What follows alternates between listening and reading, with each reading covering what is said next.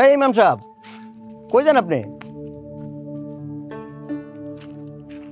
বাড়িতে যাই। কি ব্যাপার ইমাম সাহেব, আজকে যে ঈদের নামাজের পরে আমার বাড়িতে আপনার দাওয়াত, সেটা কি আপনি ভুলে গেছেন? না না, ভুলি নাই। তো না বলে চলেন, সভাপতির বাড়িতে আমরা এক লগে খানাটা খাই। আজকা খানা খাইতে পারব না। ইমাম সাহেব, তাইলে কি আপনি আমার উপরে রাগ করছেন? না, রাগ করি নাই। তো রাগ না করলে সভাপতির বাড়িতে এক লগে খানা খামু, যাইতে চাইতেছেন না কেন?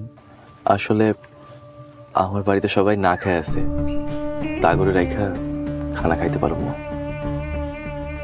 না খাই আছে মানে? আপনি কি 27 রোজাতে আপনার টাকা দিলাম, সেটা দিয়ে কি আপনি বাজার করেন নাই? আপনার 27 রমজানে যে হাদিয়া দিছেন, সেই 3000 টাকা দিয়া দোকানে সব বাকি পরিশোধ করে দিছি।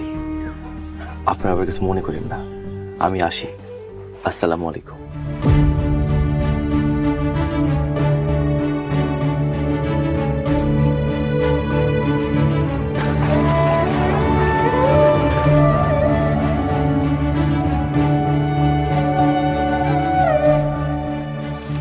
ইমাম সাহেব এত কষ্টে আছে, এইটা তো আগে বুঝি নাই।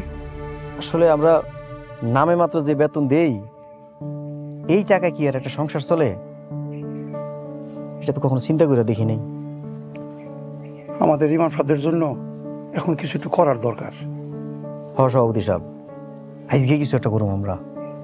আচ্ছা ঠিক আছে, চলেন যাই। চলেন।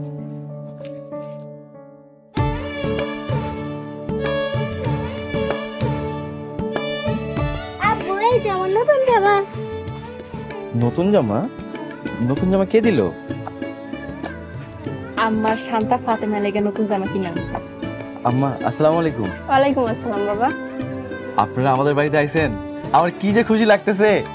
সালমা, মা শান্তাকে নিয়ে ঘরে যাও, আমি বাজার নিয়ে আসি। আপনার কোথাও যাওয়া লাগবে না, আম্মা আসার সময় পোলাও চাল আর মুরগি লয়ে এসেছিল, আমি রান্না করছি। চলেন ভিতরে, চলেন খাবেন।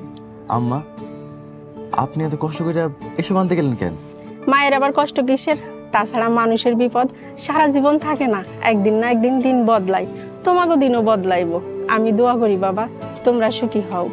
হ ভাইয়া, আর আমরা সবাই মিলে ঈদের খুশি ভাগ করে নিব। চলেন ভিতরে, চলেন খাবেন। আসেন।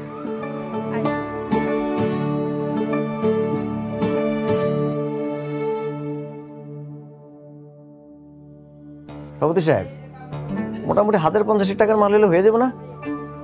ঠিক আছে সেক্রেটারি সাহেব, আপনি যেটা ভালো মনে করেন সেটাই করেন। আসসালামু আলাইকুম। ওয়ালাইকুম আসসালাম ইমাম সাহেব। আমার এখানে কেন ডাকছেন? আপনার এখানে ডাকছি হইলো